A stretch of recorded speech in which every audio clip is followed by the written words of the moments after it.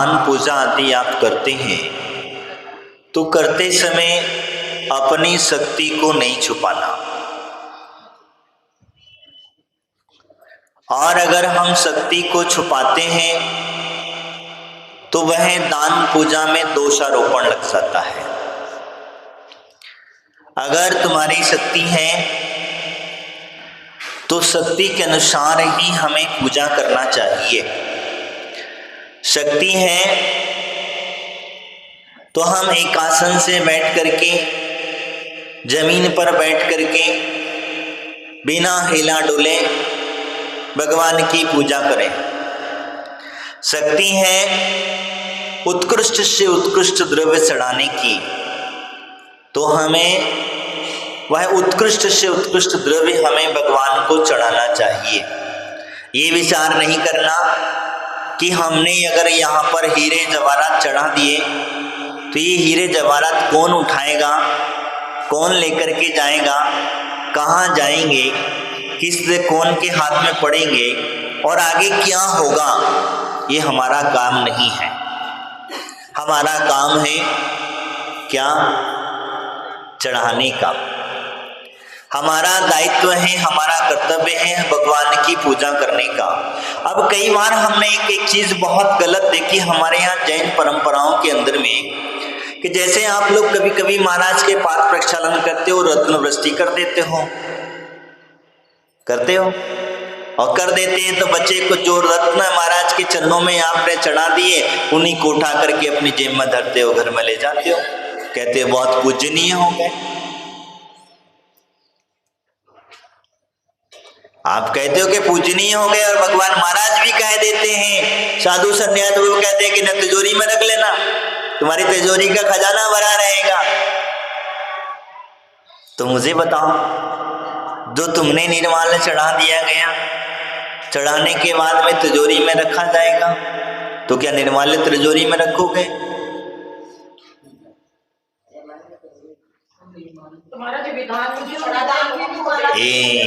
माता, मैं तुम्हारा सब भावना समझ रहा हूं, बोलने की जरूरत नहीं है। तो जो चीज निर्माल्य है वो निर्माल्य ही गिना जाएगा, ये बात ध्यान रखिएगा।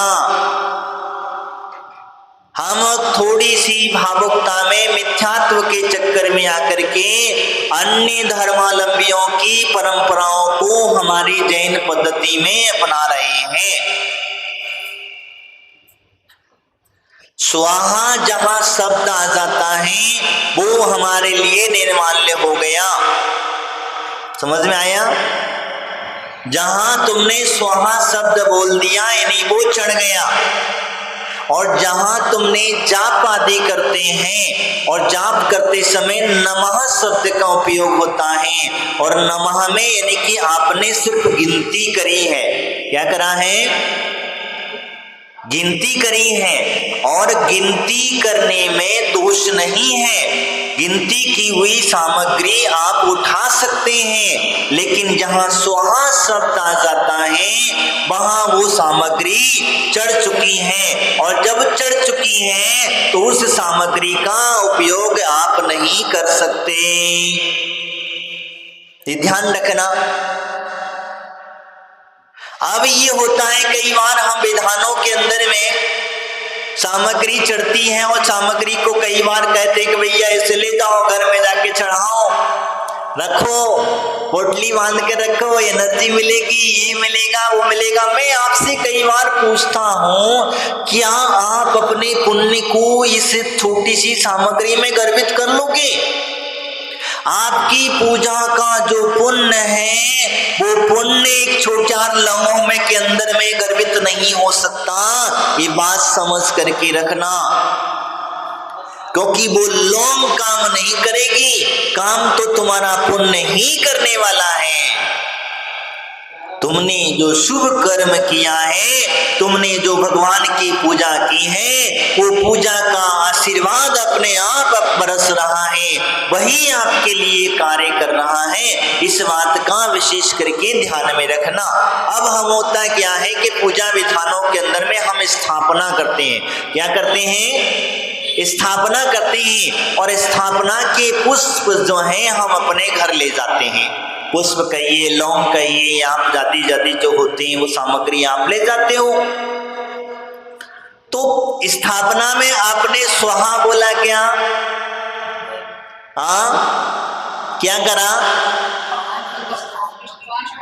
अत्रो अत्रो आवाहनम तिस्त तिस्त ठैठ स्थापनम। हमने किसको बुलाया? भगवान को बुलाया। बुलाया कि नहीं बुलाया? बुलाया। और जब भगवान को हमने बुलाया है तो किस पे बुलाया? यही तुम लोग गलती करते हो। तुम लोग बुलाते कहाँ? उनको स्थापना पात्र पर। और स्थापना पात्र पर बुलाने के बाद में भगवान कहीं और एक बात और मैं आपसे कहता हूं, क्या त्रिलोकीनाथ सिद्ध शिला से बैठे हुए वो भगवान कभी आपके छोटे से स्थापना पात्र पर आएंगे क्या? भगवान की काया 500 धनुष की थी, आदिनाथ भगवान की काया, लेकिन वो इतने बड़े धनुष के धारी हो, जब शरीर की काया आत्मा क्या वो आपके उस पर आएगी? नहीं आएगी। ये बात पक्का है, बिल्कुल 100% जानते हो।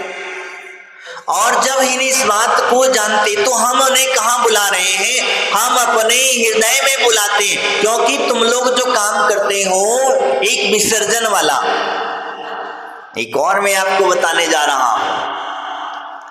तुम क्या करते हो? किसी को बुलाते हो और भगा भी देते हो, भैया जाओ हमारा काम हो गया। क्या बड़े मतलबी हो तुम तो यार, तुम्हारा काम हो गया, तुमने भगा दिया उनको, भैया तुम जाओ अब अपने अपने स्थान पे। ये सबसे बड़ी गलती हम लोगों की है कि जब एक बार हमारे हृदय कमल पर भगवान को तुमने विराजमान कर लिया है तो इनका विसर्जन कभी मत करना।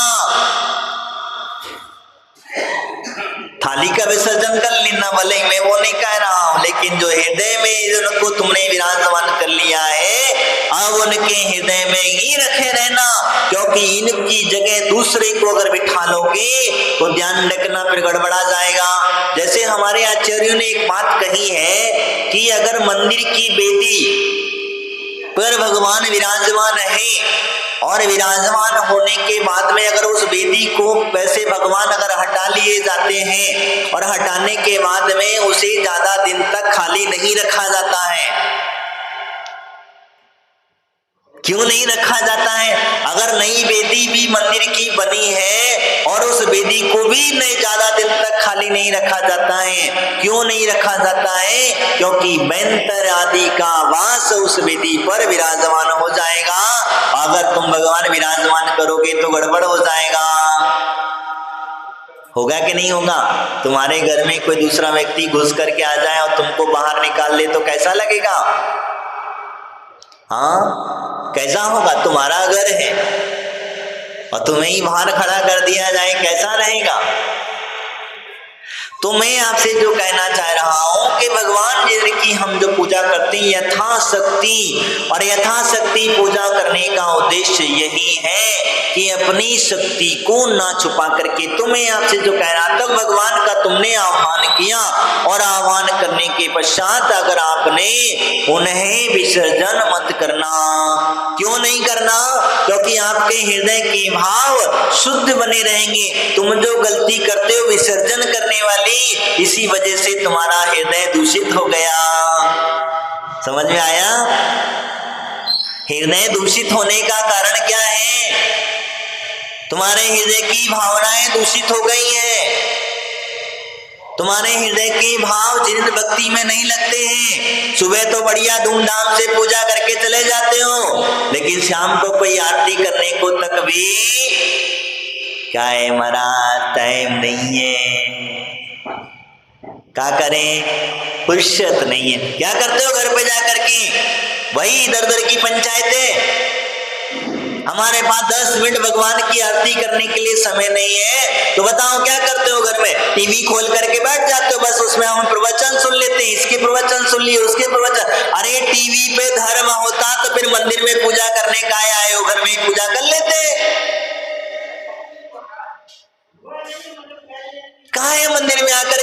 बड़ा भगवान का अभिषेक कर, इतने बड़ी बड़ी प्रतिमाएं बैठा करके, भगवान बैठा करके, मंदिर बना करके रखते हो, किसकी जरूरत है? वो टीवी पे कर लेते हैं। भाई दिखता तो है, सारे विश्व के मंदिर दिखा दिए जाते हैं, सारे विश्व के दर्शन करा दिए जाते हैं, तो क्यों वहां पूजा नहीं होती है?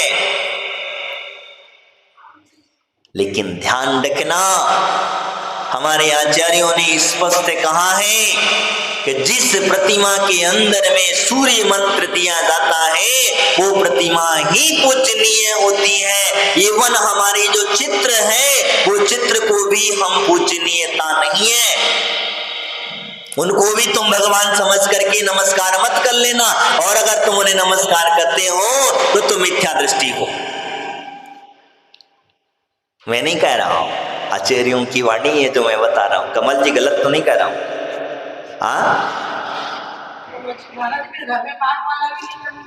करना चाहिए, पाठमाला के लिए कोई विशेषता नहीं है, मना नहीं कर। हम तो कहते पहले जो क्यों करना चाहिए, क्योंकि आप पाठमाला आदि करोगे तो घर का वातावरण शुद्ध बना रहेगा।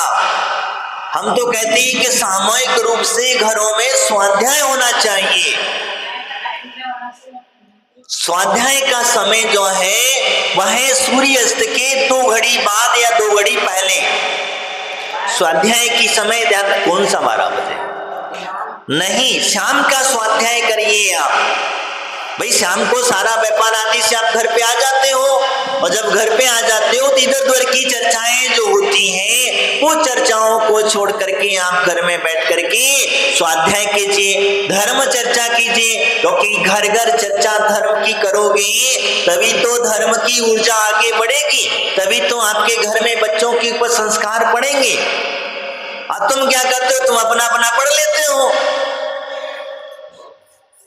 अपना अपना कर लेते हो, तो अपना अपना करने से क्या होने वाला है? तो अपना तो कल्याण हो जाए और तुम अपना कोई कल्याण कर नहीं पाओ, क्योंकि दूसरे को जब तक बताओगे नहीं, समझाओगे नहीं कि भैया धर्म क्या है, तब तक हम स्थितियां को समझ पाएंगे नहीं, समझ पाएंगे। बच्चों को नहीं बताओगे धर्म क्या है तो बच्चे तुम्हें हॉस्पिटल में ले जाएंगे, लेकिन मुनिराज के पास में कभी ले जाएंगे क्या?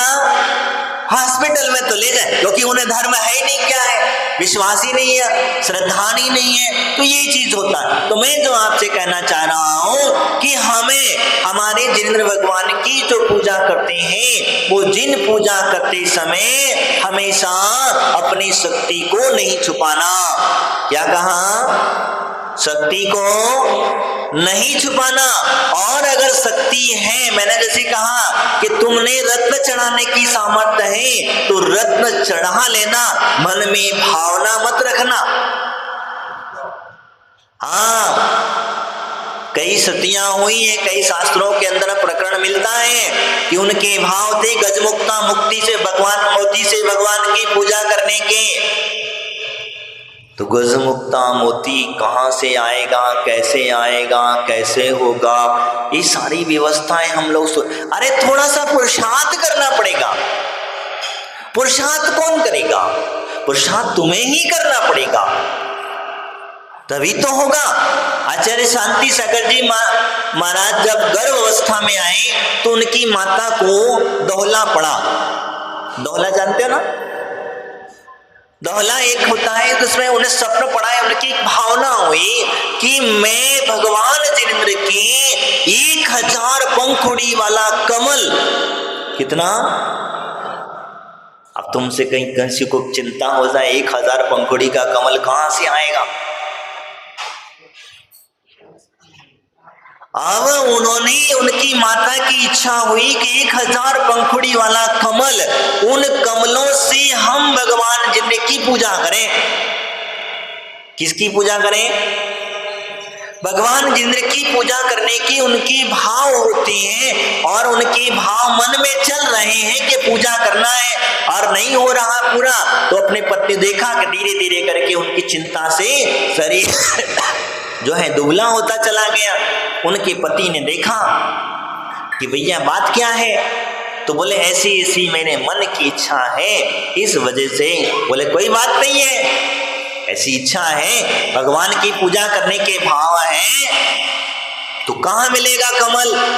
तो कहते हैं कोल्हापुर में एक राजा था अपना जैन, उसकी तालाब के अंदर में 1000 पंखुड़ी के कमल खिला करते थे। अब राजा के तालाब में से कमल तोड़ के लाना बड़ा असंभव नहीं था, तो फिर बात राजा तक पहुंचाई गई। राजा से निवेदन किया गया कि भाई जो भी द्रव्य आप चाहें हम द्रव्य दे करके हमें ऐसे ऐसे कार्य के लिए, भगवान इंद्र के लिए कमल चाहिए।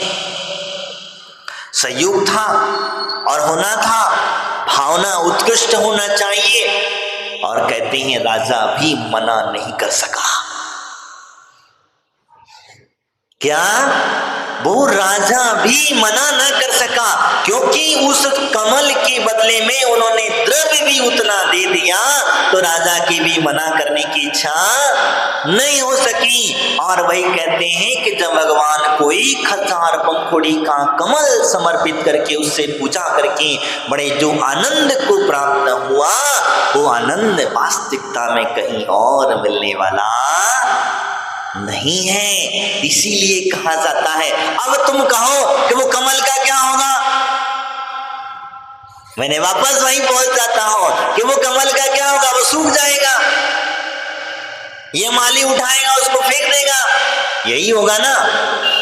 तुम्हारे मन में विकल्प यही उठता कि वो कमल का क्या होगा, माली उठाएगा फेंक देगा, वो उसका कार्य है। तुमने तो तुम्हारे भक्ति के भाव से भगवान को पुष्प अर्पित कर लिए, अब इसके बाद में वो कौन क्या कर रहा है, कैसा कर रहा है, कहाँ फेंक रहा है, किस तरीके से फेंक रहा है, इसका पाप लगेगा कि पुण्य लगेगा, तुम मत ध्यान दो। और तुमने अगर ध्यान दे लिया तो बस समझ लो कि तुम उसकी निर्माल्य के भागी बन गए। तुम्हें नहीं ध्यान देना है। और यही होता है। अब आप वर्तमान के युग के अंदर में आप बता दो, जितनी भी आप सामग्री भगवान को चढ़ाते हो, वो सारी की सारी सामग्रियां कहाँ जाती हैं आपको अच्छी तरीके से पता है, मुझे बोलने की जरूरत नहीं है, तुम्हें अच्छी तरीके से पता है कहाँ जाती है और कैसे जाती है और किस प्रकार से जाती है। तो क्या आप उस सामग्री को चढ़ाना बंद कर दोगे? हाँ, करोगे? नहीं करोगे ना। तो बस इसी, और अगर हमारे मन में ये विकल्प आ जाए और हम अगर ये कह दें कि भैया ये सामग्री तो फलाना जगह जाती है, ऐसी जगह जाती है जहां पर हमें नहीं देना चाहिए, अरे जाती है तो जाने दो, हमारा काम था, हमारा कर्तव्य था, हमने किया, और इसके बाद में उसका कर्तव्य था वो उसने किया, तुम अपने भावों को खराब करने की जरूरत नहीं है। इसीलिए कहा जाता है यथाशक्ति क्या करना, पूजन करना।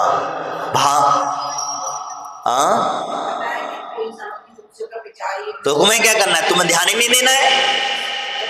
कोई हमें काहे का दोष लगेगा, मुझे ये बात बता, तुम्हारा दोष जब लगेगा जब तुम उस सामग्री में तुम्हारा मन चला गया, अरे यार ये कहाँ ले जाके बेच देता है, कहाँ दे देता है, किधर देता है, किधर फेंकता है, जहां तुम्हें दोष लगेगा तुमने तो चढ़ा दिया, तुम्हारा काम खत्म।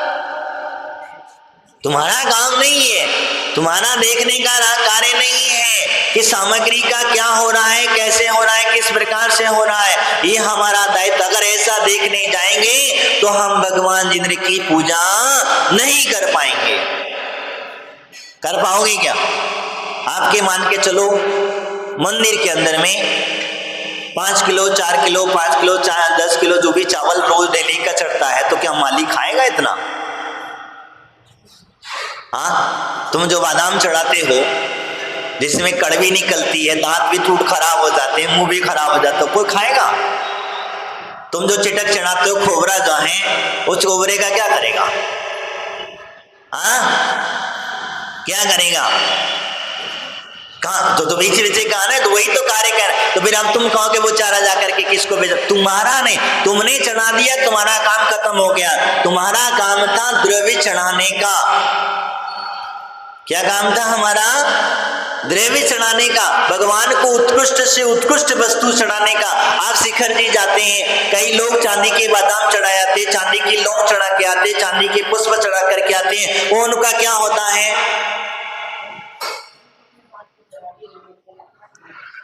तुम के अगर विचार करते बैठो कि कौन ले जाएगा, कौन उठाएगा, कौन करेगा, तो फिर पूजा कर पाओगे?